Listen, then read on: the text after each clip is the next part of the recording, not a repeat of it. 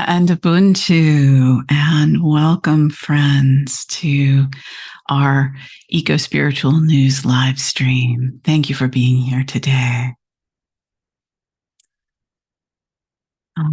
So, we are coming to you on Remembrance Day for Lost Species, and I want to tell you a little bit about that, also share some general news with you. These news live streams are an opportunity to share news and commentary from an eco-spiritual perspective. We always offer you some actions that you can take, usually connected with these current events. We also like to share upcoming eco-spiritual or eco-activist events you might want to get involved with. And then either just doing a meditation or talking about other practices, often both. And that will depend on the timing and how things go. Today, we will be specifically doing a reconnection meditation in remembrance of lost species and working with and honoring our pain at what that means, what extinction really means.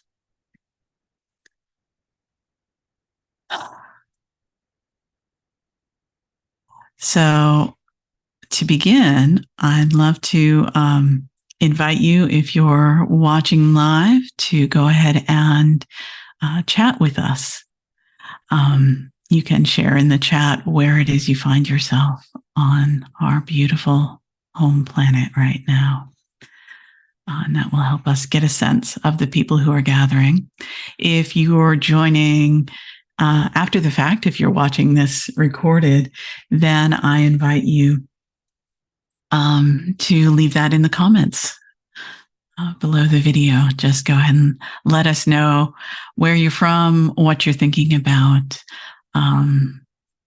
as you're watching. So this is brought to you by Novasutras. And the mission of Novasutras is to enact change through eco-spiritual community. So we come together to reawaken our deepest connection with our living world, to reclaim our joy, to honor our pain, to grow trusted relationships, and to take meaningful action in service to all life.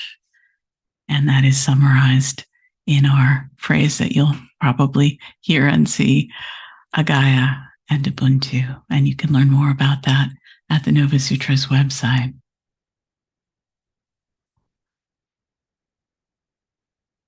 So to begin today, I want to tell you a little bit about an event that happened a few days ago, last Friday, so the Friday after Thanksgiving in the United States, which is a day that is also now associated with recognizing the indigenous people of these lands. I often mention and offer a land acknowledgement that where I am from is essentially stolen land that was inhabited by Tamien-speaking Ohlone people, currently represented by Tamien Nation and the Muwekma Ohlone. And I am humbled and honored to live as a guest on these lands, an uninvited guest, but trying to behave with reverence and respect. And one opportunity to do that was to journey a little farther north, lands of other Ohlone-speaking peoples, on the east of the San Francisco Bay. Where I am is the south end of the San Francisco Bay. And one of the characteristics of these lands, one of the archaeological understandings, but also remembered practices and spaces of the people of those lands, the Huichin Ohlone, if I'm remembering correctly, and please forgive me if I've got that in error, and feel free to correct me in the comments if you know.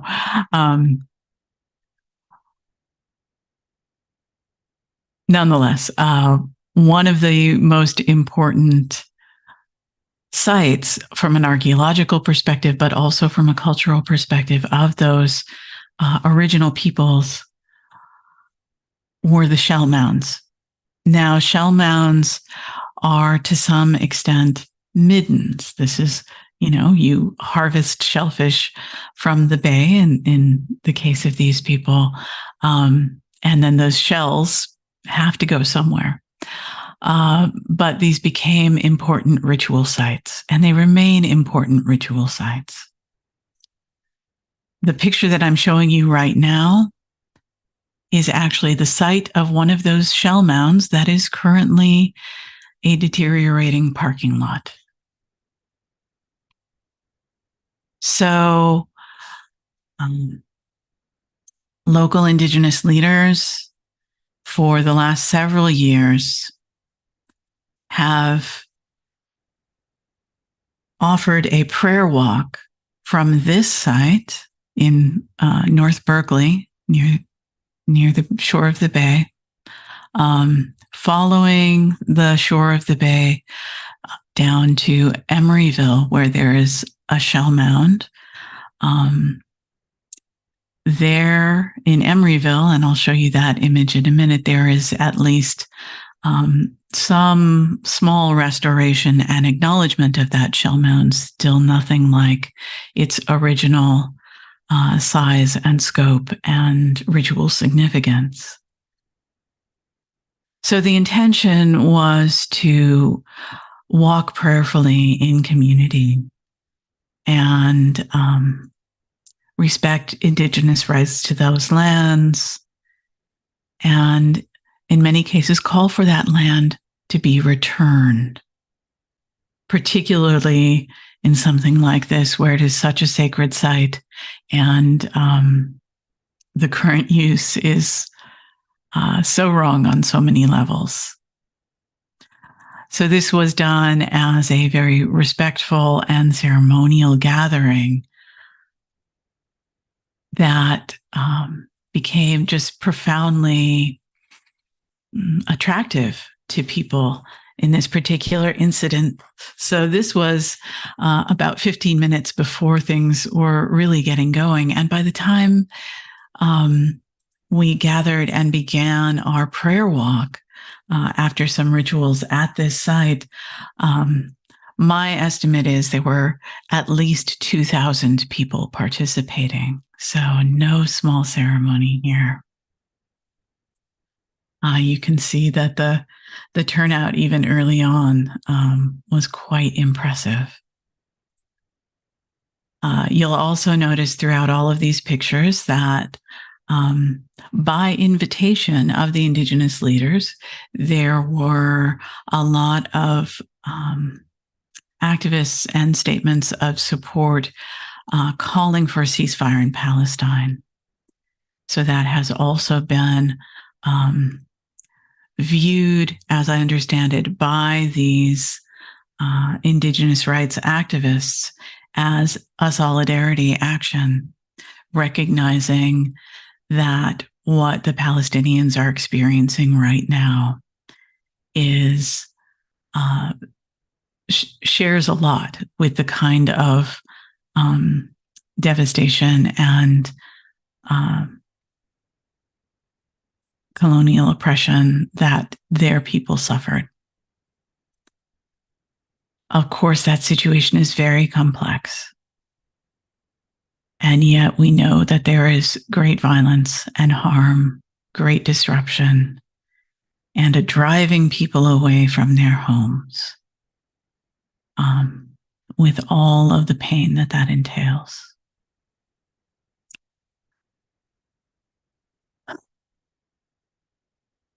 As I said, this turned out to be a march in the, I would say, at least 2,000 people, maybe more at its peak. You can see this long line, and there were almost as many behind me as I'm taking a picture of here in front of me.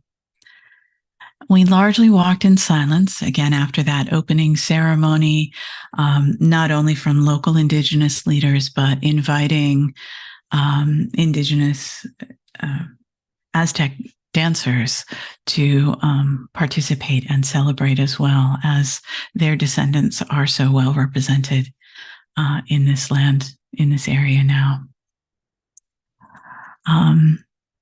So we crossed a bridge over one of the largest freeways in the area, and they posted a big banner across that. Oh, and this is a view, again, looking back on the people who were behind me after I took that image of the people in front of me. And that line kept coming for a very long time. We walked along the beautiful shores of the bay. As modified as they are, there is no mistaking the beauty of the waters. And all of these people moving with reverence, care, devotion, and prayerfulness was a beautiful thing to participate in. When we finally arrived at the Shell Mound in Emeryville for more ceremony, more speeches, it was such a large turnout and so unexpected that it was incredibly disruptive of traffic on, of course, the busiest shopping day of the year in the United States. And many of us felt that that was a good thing, that we were shaking things up and reducing some of the harm of consumerism through this action. So that wasn't an intention of the organizers, but it felt like a nice bonus. I generally tend to celebrate the day after Thanksgiving as Buy Nothing Day. And you can look that up. I'll try to remember to drop a link for that in the description. But the idea that this day, after a day of gratitude, and a day that, despite its complexities and really terrible history in many ways, still is an opportunity to honor the people who were on this land before, who knew how to thrive here when new settlers arrived and did not have that knowledge or wisdom. But that irony that day is now followed by a day of incredible and sometimes dangerously violent mass consumerism is a strong motivator to think about ways to extract oneself from the culture of consumerism. And that was why it was so beautiful to be invited to participate in a prayer walk like this. So I encourage you to see if in your area next year there is some Indigenous gathering or ceremony where others are invited in solidarity. Or if you are an Indigenous person living on or near your ancestral homeland, to take a moment to think about what you might offer if nothing is offered. And know that people will be there to support you, that the tide is changing. And it is beautiful to see the tide in thousands of marching people, walking with reverence, walking with prayers in their hearts, walking with humility and gratitude.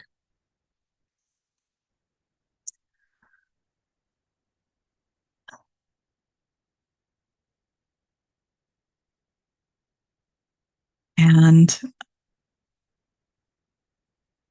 a reminder of the importance of the call for an extended ceasefire, and really the calls to stop the violence.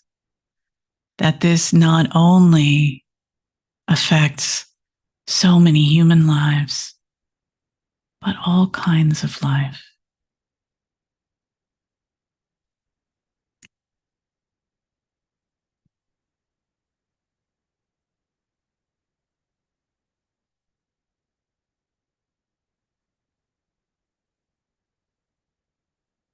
Another thing that affects not only humans, but all kinds of life is the disruption of the world's climate systems. You may have heard that COP28 has started. That's the United Nations Conference of Parties to address climate change. It's happening this year in Dubai, in the United Arab Emirates, one of the major oil exporters in the world. And as we will talk about in a minute, it is in fact, the person presiding over it is in fact an oil executive.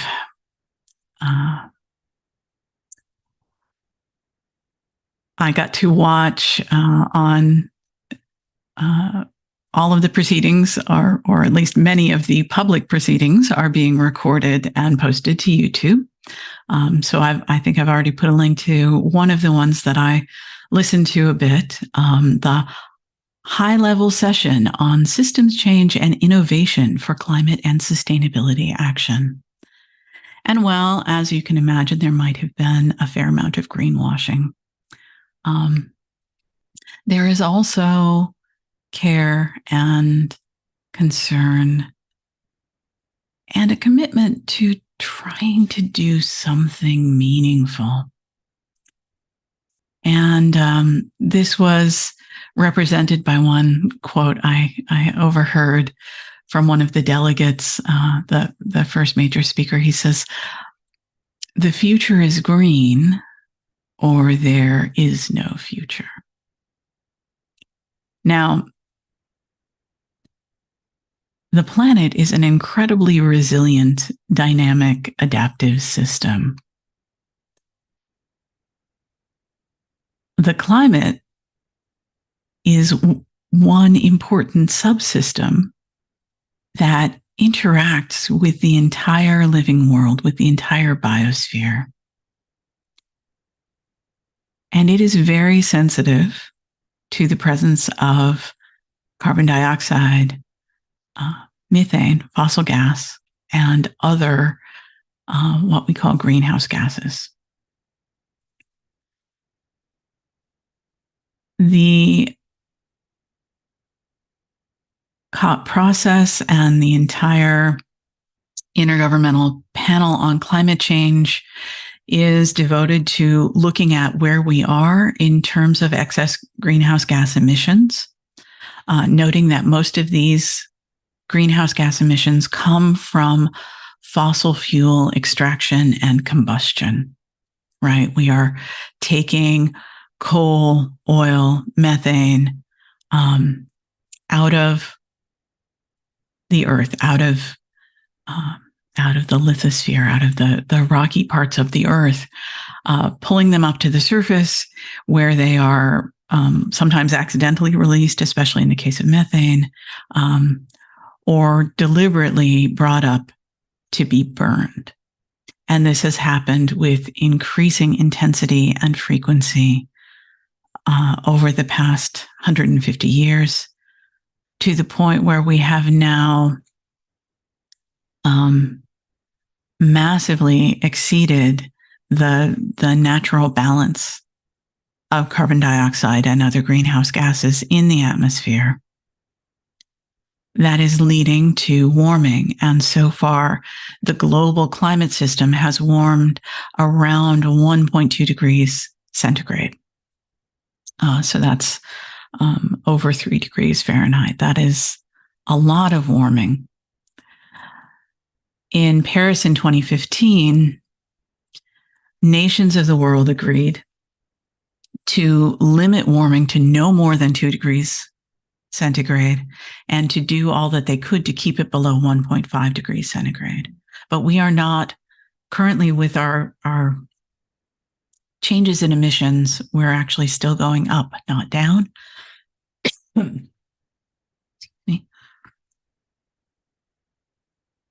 And we are not on track to even keep it below 2 degrees centigrade. Now, this year, 2023, has been the hottest year ever recorded. Looking at various proxies for climate, the ways that we can look at the fossil record and try to detect what global temperatures would have been like many thousands of years ago. This may very well have been the hottest year that humans have ever experienced. That's not good. And it's disrupting a lot. We know that many, many thousands of people have died from the extreme weather events this year and in previous years. And that is on a course to be amplified. So the idea of this Conference of Parties is it's a place where all of the nations of the world can come together and discuss coordinating their efforts and try to come to some agreements about how to solve the problem that have been created, again, primarily through deforestation, but really especially through the extraction and burning of fossil fuels. There is a bit of good news. We know that historically, some countries have contributed a lot more to this problem than other countries.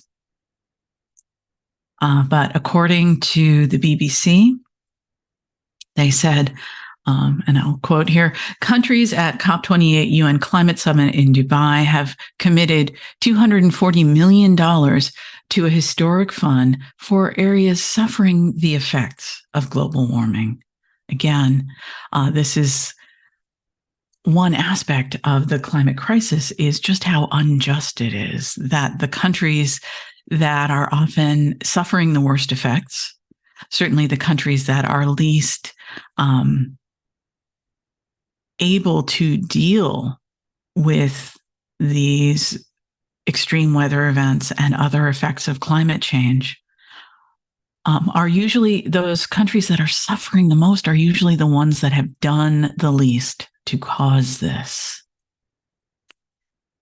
They need help. They need resources in order to cope with the damage that is already happening to them. And this has been called a loss and damage fund. Now, the estimated need for the loss and damage fund for these most affected people in areas is in the neighborhood of $100 billion a year. So 420 million is not cutting it, but it's also a first step. And for that to be the thing that happened on the very first day of COP28 is something to pause and celebrate. That this is going forward, that there will be some help and some support for those most affected people in areas, those people who are least able to gather the resources needed to cope with climate disruption. But you may have heard, as I mentioned, this particular session is being hosted in the United Arab Emirates. And it is the person presiding over it is Sultan Al Jaber, who is also the CEO of a large oil company that is state-run by the United Arab Emirates, UAE. So news coming from climate reporting and the BBC, again, a very respected international news source, have revealed they were able to obtain leaked documents showing that Al-Jaber and this oil company that he works for had plans in place for him to meet with these global leaders who were arriving for COP28 and talk business with them and promote fossil fuels, including promoting, expanding what's called liquefied natural gas, that is methane that is pressurized, converted from gas to liquid so that it can be more easily shipped around the world. Notoriously, not only rather dangerous, but also a process that has high potential for losing some of that methane, that some of that methane will escape. And methane is an incredibly potent greenhouse gas. It's much more short-term damaging to the climate system than carbon dioxide is. Thankfully, it doesn't last in the atmosphere as long because it does react with oxygen very strongly, hence its flammability. But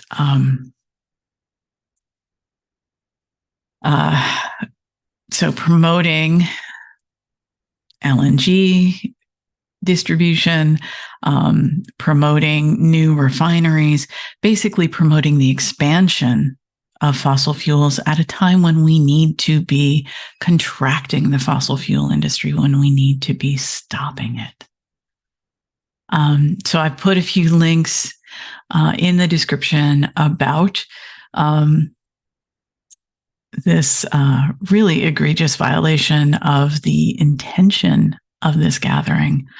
One of our, potentially what should have been one of our best hopes for international action on climate, which is essential. This is a global problem that is only going to be solved by thinking globally. And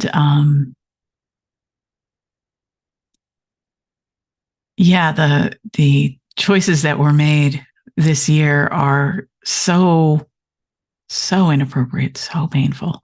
And for this to show up basically the day before the event started, for this to come out, just does not instill a lot of confidence. And many people are concerned that this will be, in a lot of ways, the least successful of these gatherings because it feels so corrupted. So encouraging you to get involved in whatever level of climate activism feels right to you. And I'll provide some links to some opportunities in the description, as I have in previous newscasts. So look for the whole playlist here if you want to look through those descriptions to find other petitions to sign or things to do or actions to get involved in. One action that is ongoing that was planned around the start of COP28 is what's called the global wave of climate action. And this includes demonstrations all around the world. It also includes a global hunger strike for climate, where people are fasting anywhere from, just a 1-day fast to throughout COP28, to some who have pledged to go on an indefinite fast until changes are made. At least there was an implication that some might make that pledge. I shouldn't say for sure whether or not people are doing that. So that hunger strike is happening and encouraged to continue through December 12th. While I don't recommend an extended fast unless you know that medically that is a very safe thing for you to do, and unless you have a very well-informed and supported community surrounding you who can care for you, if you're doing an extended fast, it might be time to consider doing a 1-day fast in solidarity. That is safe for most people, unless you know you have metabolic problems. Again, don't even undertake this until you've reviewed some of the information about the health response to that kind of fasting. But for some people, it can be a really powerful action to take. So do consider that in the next 2 weeks as something that you might want to do. And you can go to globalhungerstrikeforclimate.info to learn more about that strike that's going on.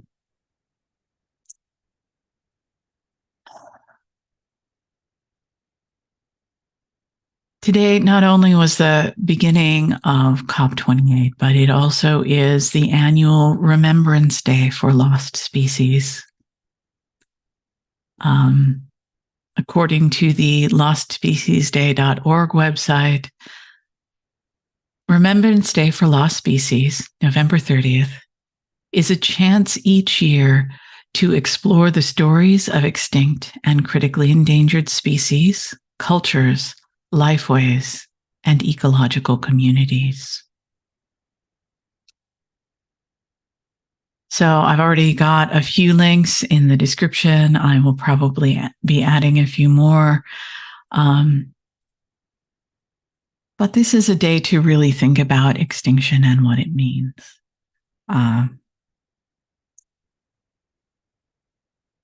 For those of us who have been involved in conservation or who are moved by deep ecology, for those of us who feel a spiritual connection to the living world, taking some time to remember, to contemplate, to grieve can be a very, very powerful act.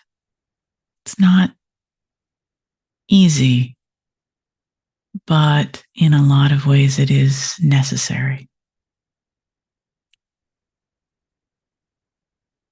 So in Novasutras for the last 3 years, I believe, we have honored this Remembrance Day for Lost Species, taking some time to think about and talk about extinction, taking some time to remember species that are lost, also taking some time to send our energy for recovery and really consider those species that are currently threatened with extinction. Now, as someone who has studied evolutionary anthropology, I recognize that extinction is part of evolution. It is one of those things that has happened since there have been organisms distinctive enough to recognize them as separate species. Lineages die out. Usually, the decline is fairly gradual in response to big shifts in the biosphere, including large shifts in climate. And this is something for those of us who really care about the current climate crisis to keep in mind and acknowledge is that today's climate is not normal, but neither was the climate 1,000 years ago. The Earth's climate does, in fact, regularly shift back and forth. Rarely does it shift as rapidly as it has, especially in the last 50 years. That rapid shift doesn't leave a lot of time for species to adapt. And so climate change right now is one of the major drivers of extinction. A recent paper just came out compiling research showing that the endangerment and extinction of so many amphibian species seems to be very closely linked to climate.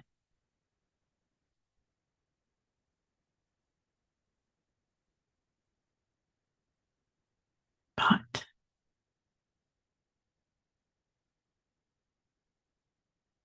life on Earth has dealt with more extreme changes than what is likely to happen under even some of the worst emissions scenarios. Life on Earth is remarkably resilient. There are beings living in hot springs. There are beings living deep under the ice. Life on Earth has survived times when all the Earth's water was essentially frozen or covered with ice. Life on Earth has survived massive meteor impacts like the one at the Cretaceous Tertiary extinction event. We are currently in the 6th mass extinction event on Earth.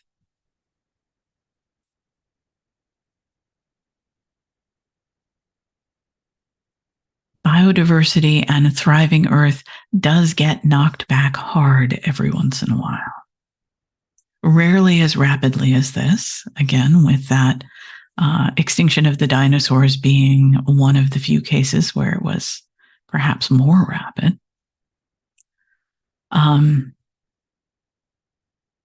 But there are survivors who then recover and diversify over the course of millions of years. The challenge is humans are not necessarily going to be able to survive the loss of the biosphere should things go very badly. Personally, I think the risk of human extinction is very low.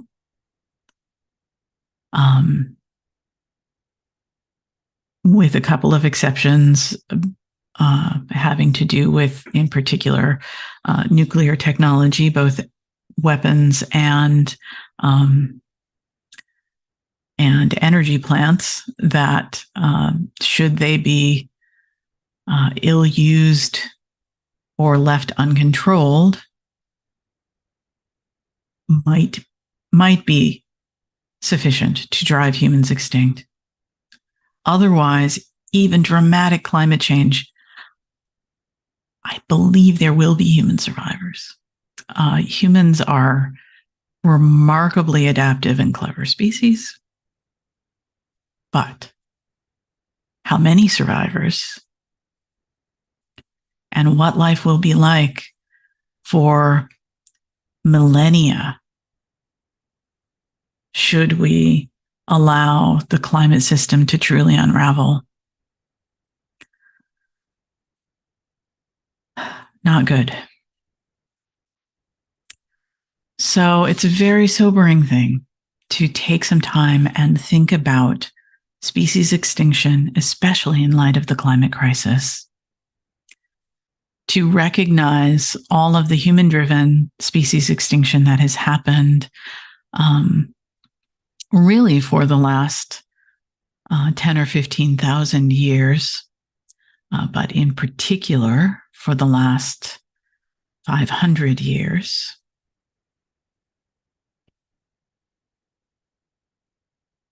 And again, remembering that humans don't have to be this way. We don't have to be part of the problem. Archaeological evidence is now showing that for over 10,000 years, active human involvement, real engagement with ecosystems has tended to increase biodiversity. According to one recent paper in Proceedings of the National Academy of Sciences,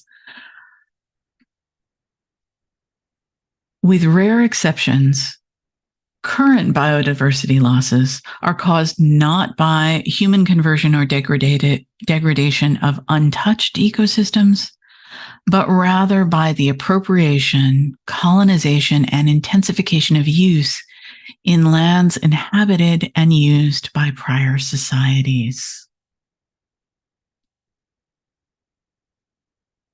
Because of the incredible decline in human populations that was associated with the arrival of Europeans in the Americas and in Australia as well, there was an assumption that these were vast, untouched lands. But the archaeological evidence is showing that that's not the case, that the landscapes of the Americas, especially South America, whether temperate lands or tropical rainforests, were heavily modified and intensively engaged with by humans who'd lived there for 10,000 years. They lived there with a certain level of respect, with an intention to care for the land. So humans are capable of this. And it's important to realize that the current extinction crisis is much more about the ways that humans have chosen over the last few hundred years to interact with habitat, with different species. Our land use choices are choices in hunting. Many species that I'll be talking about have been hunted to extinction. It's not something that humans have to do. There are many, many examples of cultures that did not do that,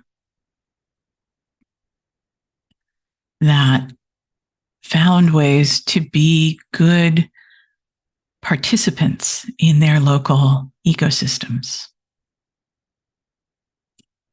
So as we start to move into our meditation in remembrance of lost species, it's very important to hold that possibility and gratitude for the truth that humans can be good partners with other species, that we can truly live in a Gaia and Ubuntu, in deep connection, reverence, and reciprocity, good community with our habitats, that we can be an integral part of healthy, flourishing bioregions, and that we might choose to do so once again.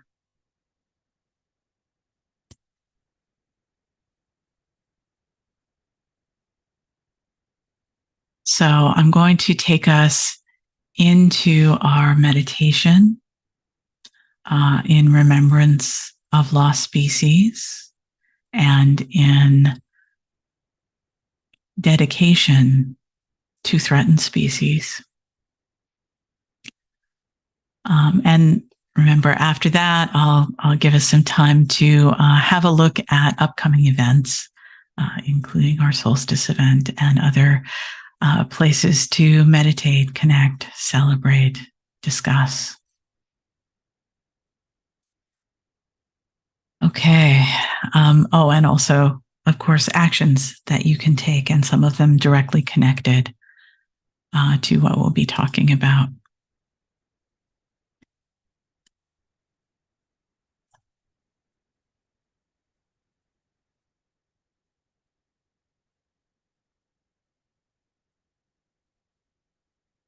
So in the links below, you'll see a link to last year's post on Remembrance of Lost Species Day. And I will work through that again. And before I start, I want to show a little video here of one extinct species that lived until 1933. Oh, sorry, lived until 1911 at least. Yeah, 1933. This is the thylacine, also known as the Tasmanian tiger or Tasmanian wolf.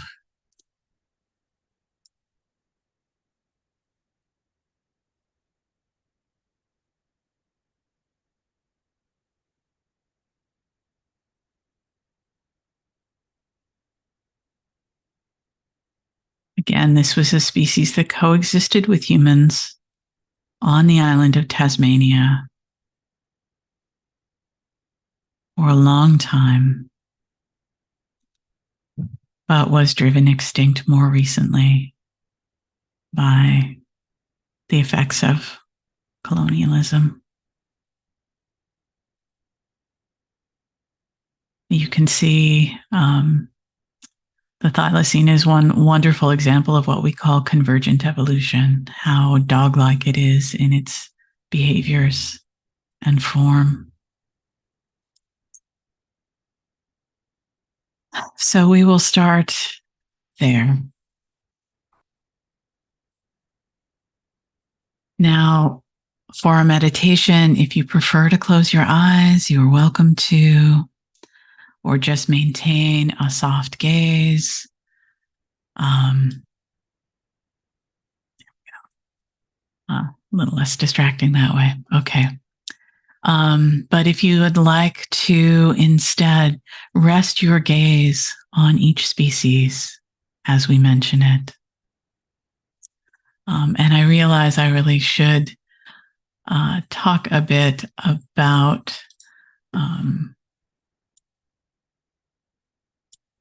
Gaia and Ubuntu before we go into our meditation.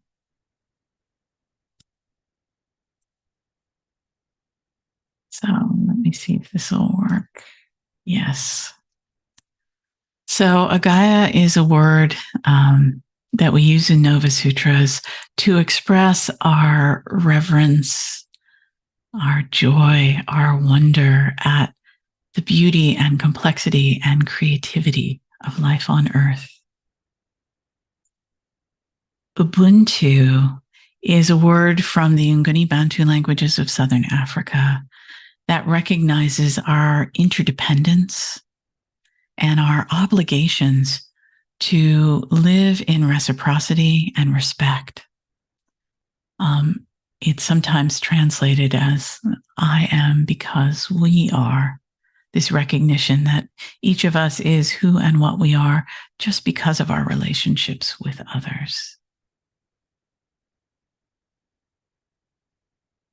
So as we go through our meditation, we are going to be honoring these extinct species, and then we will move into wishes that those threatened species might recover and begin to thrive in Gaia and Ubuntu.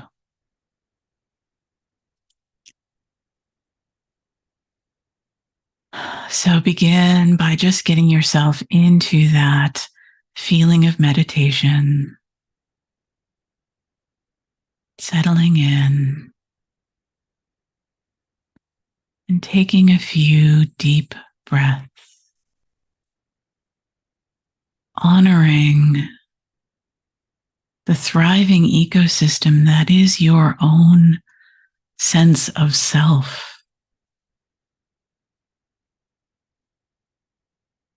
honoring that your life is an expression of a Gaia and Ubuntu, that the relationships that you have with other beings, the plant beings who have created breathable atmosphere for animals, who have captured the energy of sunlight and converted it into food that animals and fungi can take in. And those plants' relationships with so many different animals who help to pollinate their flowers, disperse their seeds, create the soil that their roots can grow in. That all of this life around us that continues to thrive in a Gaia and Ubuntu is a deep part of us. Long may the beings of Earth abide in a Gaia and Ubuntu.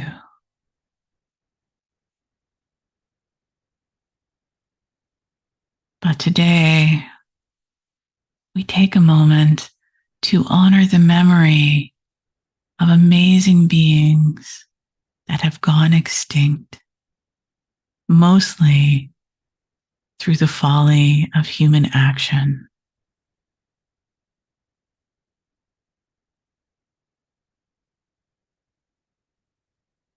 We honor the memory of the thylacine.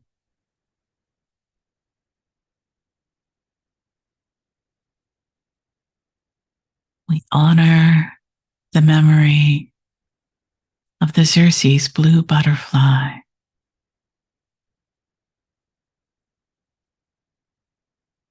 We honor the memory of the Carolina parakeet.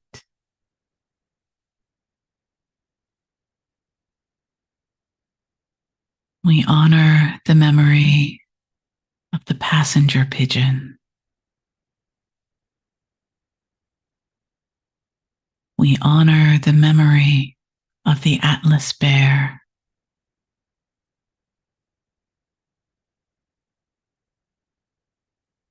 We honor the memory of Macoon's shining moss.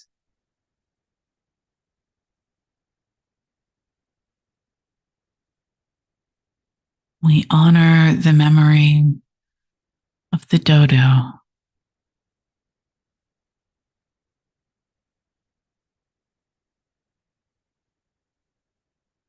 We honor the memory of the round island burrowing boa.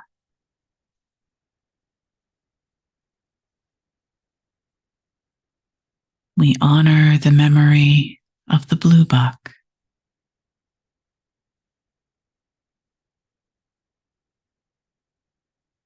We honor the memory of the arc-form pearly mussel.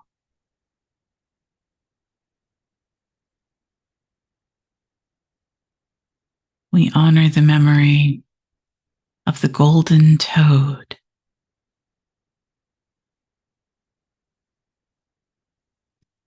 We honor the memory of the St. Helena heliotrope.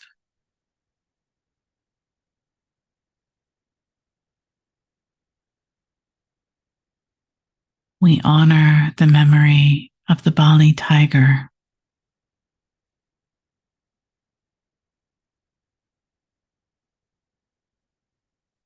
We honor the memory of the blue Mm-hmm. cycad.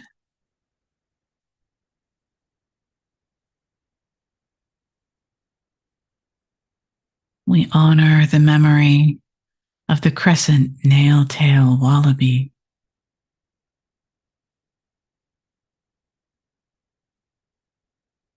We honor the memory of the dark flying fox.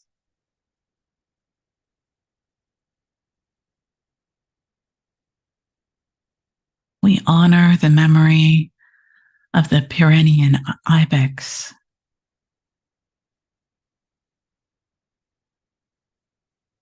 we honor the memory of the Wyoming toad.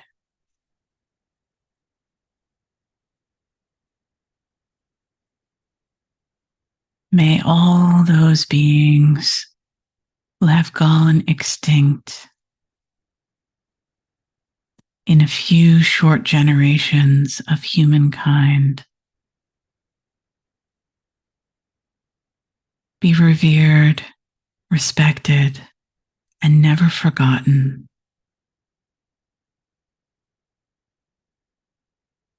May those who have survived these losses open their hearts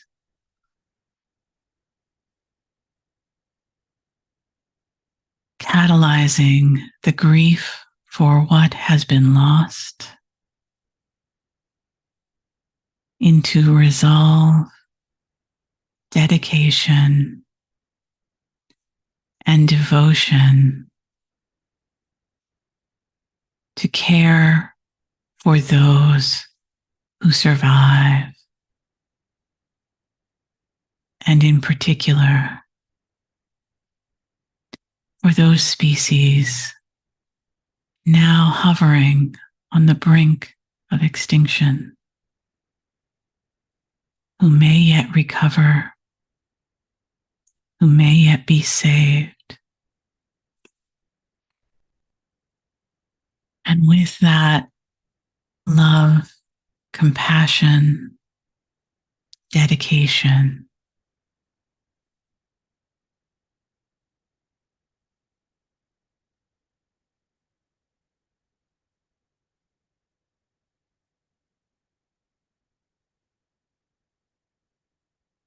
we wish that the North Atlantic right whale may abide in Gaia and Ubuntu.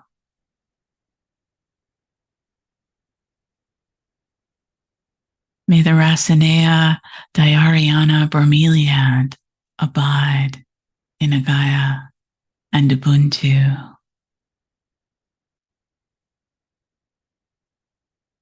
May the red-ruffed lemur abide in Gaia and Ubuntu. May the Margaret River marron abide in Gaia and Ubuntu. May the boreal felt lichen abide in Gaia and Ubuntu.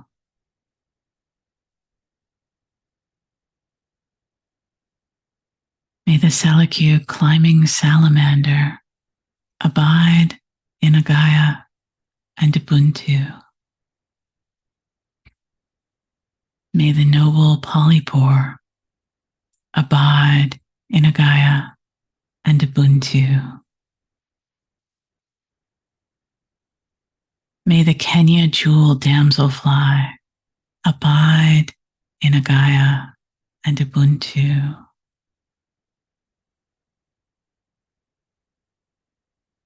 And may the 28.8% of species in critical risk of extinction right now recover and begin to thrive in a world abiding in Gaia and Ubuntu.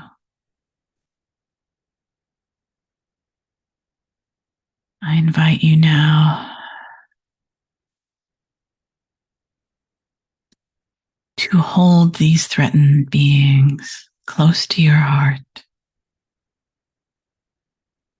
and with them a vision of the world recovering, a vision of restored forests and corals,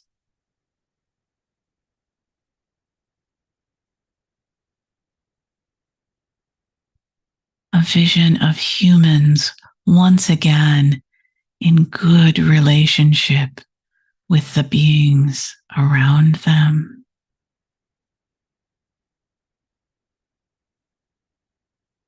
Of humans acting with care and benevolence as part of a beloved community of life on earth.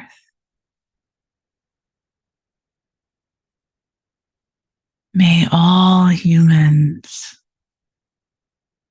relearn how to abide in a Gaia and Ubuntu,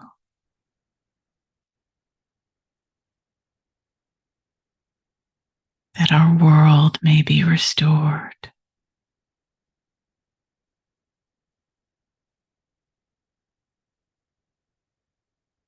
Feel the energy of that vision of a thriving world moving through you. Feel it moving from your heart center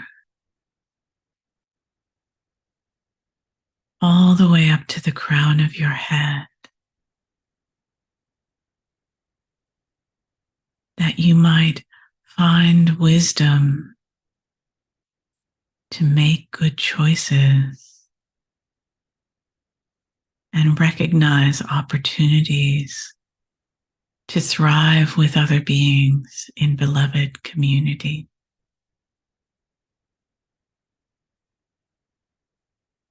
Feel that energy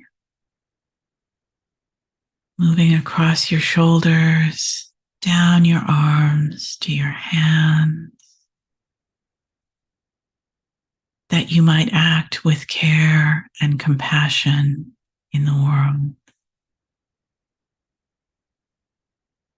Feel that energy moving down through you, nourishing your animal being, moving down into your legs, all the way down to the soles of your feet,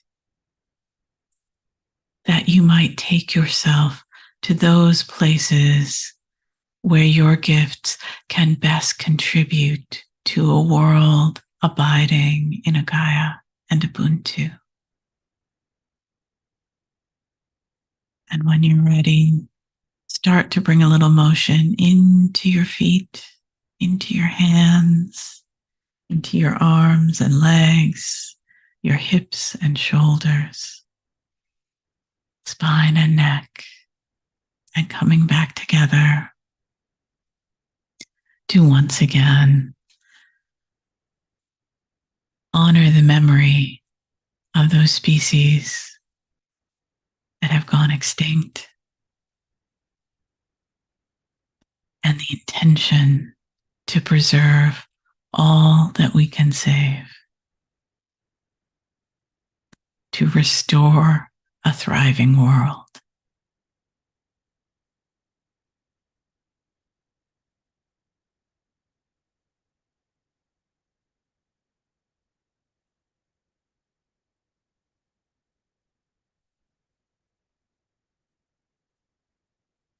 So in the video description, there are a couple of links that are specifically connected with petitions you can sign to help with endangered species, including the North Atlantic right whale, also orangutans, Sumatran tigers, elephants, rhinos, and other beings in forests like the looser ecosystem on Sumatra that are currently threatened by palm oil exploitation. So take some time to learn about those if you can, sign those petitions, and find out about other ways that you might act to help protect threatened species. As we talked about last week, sometimes the best way to care for the environment is to care for the environmentalist. So I also want to remind you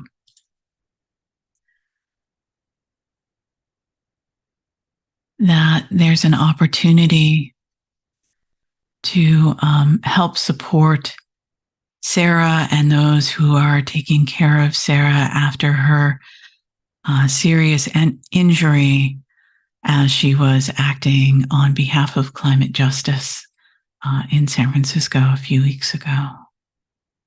So please consider donating if that is something that is accessible to you. Also, of course, getting involved in climate actions, in habitat preservation, or other work that helps to protect species.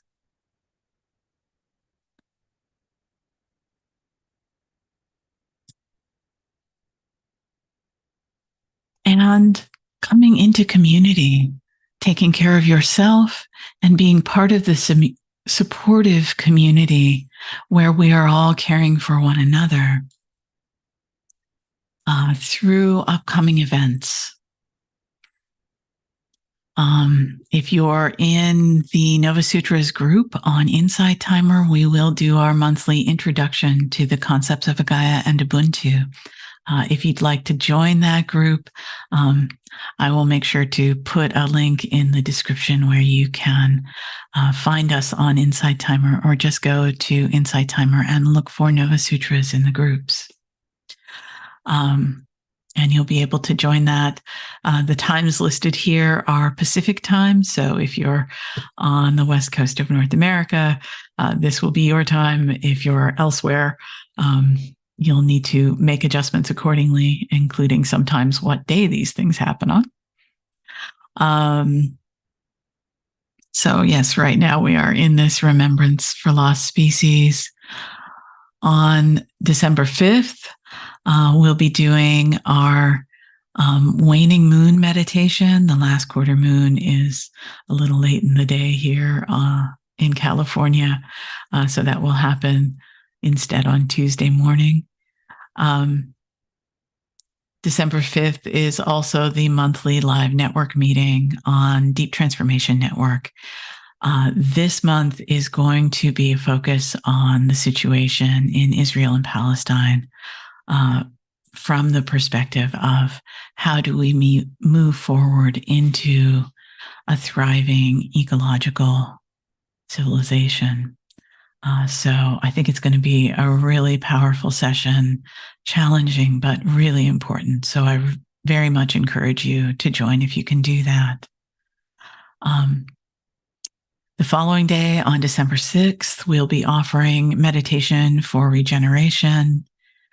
And then the day after that, on December 7th, there will be, actually the co-creation of practice space has been now transformed into this circle of practice, an opportunity for deepening the conversation that emerged from that monthly live gathering of the Deep Transformation Network.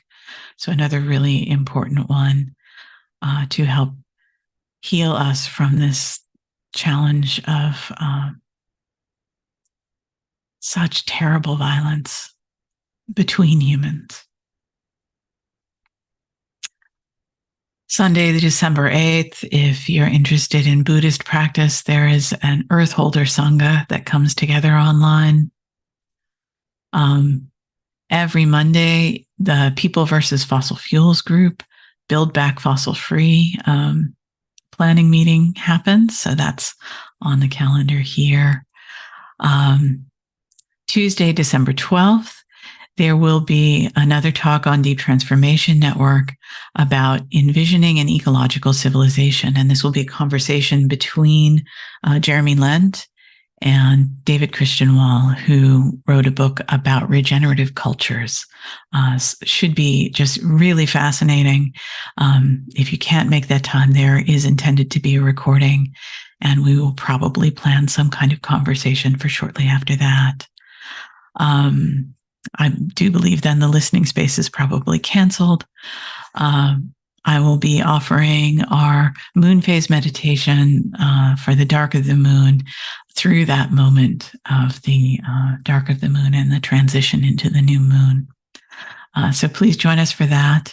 And again, just a little reminder, Novasutras, we do offer meditations about once a week at the phases of the moon, because these are such good gathering times, because they are something that that is experienced by everyone all around the world at the same time. So it's really wonderful when the timing works out and I'm able to offer them precisely at those moments. And that's happening on Tuesday. Big meteor shower will be starting on Wednesday. So that's something wonderful if you have good skies for looking for meteor showers. Wednesday, I will also be offering another of these meditation for regeneration sessions. And the meditation for regeneration sessions are really special because these tend to be very small gatherings, just a few of us on Zoom with some conversation before and after the meditation. So if you're looking for community to connect with, that's a great place to do it. Of course, these conversations on Deep Transformation Network are also wonderful for that, including on Thursday, the 14th, this inner development goals session. This one will focus on the skill of appreciation, part of the empathy and compassion inner development goals. The hosts are just delightful people, and these have been really moving and wonderful events with good opportunities for connection once again. So do check that out. On the middle of the month, December 15th, we'll be offering nature reconnection meditation as part of the Novasutras group on Insight Timer. So again, get connected with the Novasutras group on Insight Timer to participate in that. Tuesday, the 19th, will be the waxing moon meditation again at that precise moment of the first quarter moon. Also a meditation for regeneration. I didn't get it on that calendar. I need to fix that, but that's okay. So there will be another of these meditation for regeneration on Zoom on December 19th. December 21st is our big solstice celebration, but there are a lot of other events as well. The co-creation of practices space on Deep Transformation Network should be happening that Thursday. There's a climate change book club that gathers on that Thursday. And if you're in the Santa Cruz area, the Friends of Eurostack have their monthly meeting. So a chance to get connected with Indigenous rights and issues in the Monterey Bay area. But our big solstice meditation for planetary well-being at that moment of the solstice, the moment when the sun is directly overhead at the Tropic of Capricorn. So please do join us for that one if you can. That will be meditation using the Insight Timer Live tool, but you can access it just by watching online on your web browser. Okay, so those are the events I wanted to talk about. Again, we talked about those actions you can take. Another action you can take is actually to support Novasutras so that I'm able to keep offering information like the Remembrance Day for Lost Species, so that I'm able to keep offering meditations, both live and recorded, for people to reconnect with nature and find that strength, resilience, and recovery that they need to do good work in the world. So deep, deep gratitude to those who have been supporting us on Patreon. Really important to keep this going. So if you're able to offer a donation that way, or there are other ways that you can donate, check the bottoms of the pages on the Novasutras website to learn a little bit more about that. Remembering that our relationship with the world is a reciprocal one. As we work to heal the earth heals us. So please connect with us, get involved, join our online community on the Deep Transformation Network, join us on various social media platforms. Again, looking for our group on Insight Timer as well. And of course, check out our website. Thanks to everyone who helps make this possible. And I look forward to our next live stream, probably in a couple of weeks. Ubuntu and Agaya to you. Be well.